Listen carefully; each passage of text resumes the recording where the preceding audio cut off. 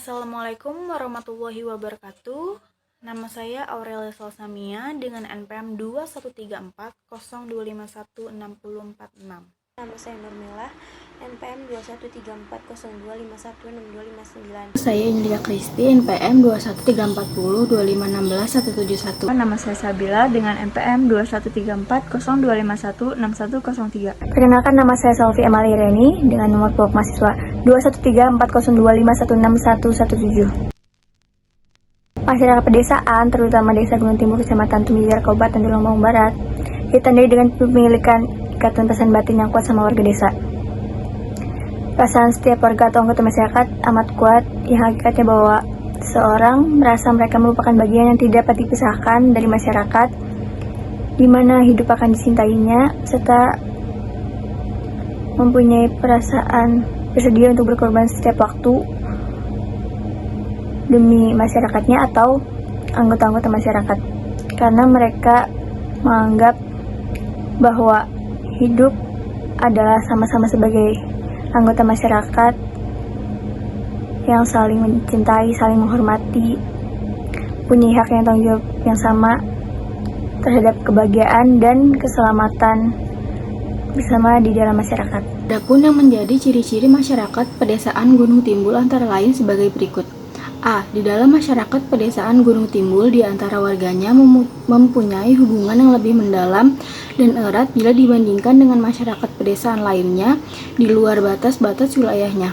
B. Sistem kehidupan umumnya berkelompok dengan dasar kekeluargaan. Yang C, sebagian besar warga masyarakat pedesaan hidup dari pertanian. Pekerjaan-pekerjaan yang bukan pertanian merupakan pekerjaan sambilan yang biasanya sebagai pengisi waktu luang. D. Masyarakat tersebut homogen seperti dalam hal mata pencarian, agama, adat istiadat, dan sebagainya.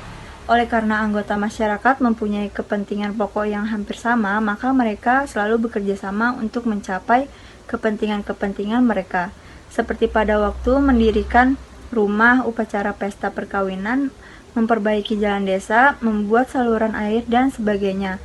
Dalam hal-hal tersebut, mereka akan selalu bekerja sama. Masyarakat pedesaan yaitu suatu masyarakat yang hidup di daerah atau desa yang biasanya bermata pencaharian, perikanan, perkebunan, dan sebagainya. Hubungan sosial pada masyarakat desa terjadi secara kekeluargaan dan jauh menyangkut masalah-masalah pribadi. Satu dengan yang lain mengenal secara rapat, menghayati secara mendasar. Selanjutnya ada permasalahan di Desa Gunung Timbul sebagai berikut. Yang pertama ada bidang pendidikan. Rata-rata masyarakat Desa Gunung Timbul mengenyam pendidikan sampai SMP. Tamatan SD pun cukup banyak ditemukan, khususnya para orang tua. Namun lulusan S1 juga ada. Kesadaran masyarakat di Desa Gunung Timbul mengenai pentingnya arti sebuah pendidikan dirasa cukup minim. Tingkat pendidikan wajib 9 tahun di Desa Gunung Timbul sebagian besar sudah terpenuhi, hanya ada beberapa kendala kecil yang menyebabkan putus sekolah. Hal ini dipengaruhi dari kurangnya kesadaran untuk sekolah atau tidak adanya minat untuk sekolah.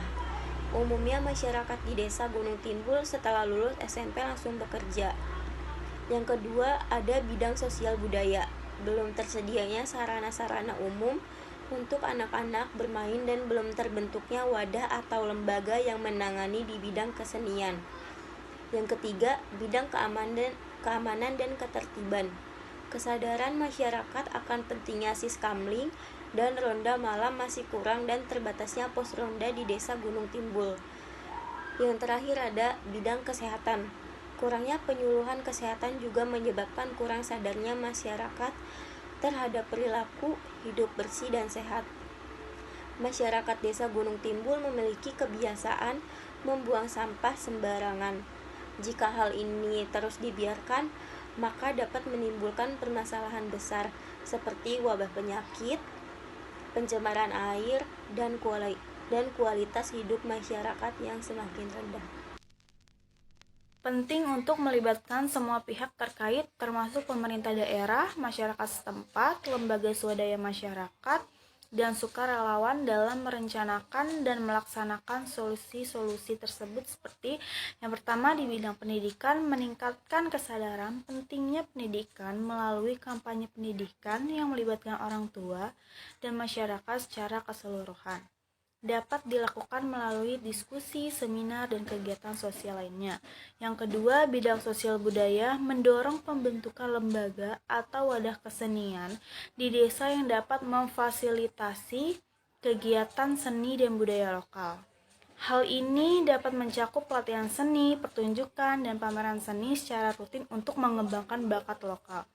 Yang ketiga, dalam bidang keamanan dan ketertiban, melakukan sosialisasi secara intensif mengenai pentingnya Siskamling dan peran serta masyarakat dalam menjaga keamanan dan ketertiban di desa, melibatkan aparat keamanan setempat dan tokoh masyarakat dalam kegiatan tersebut.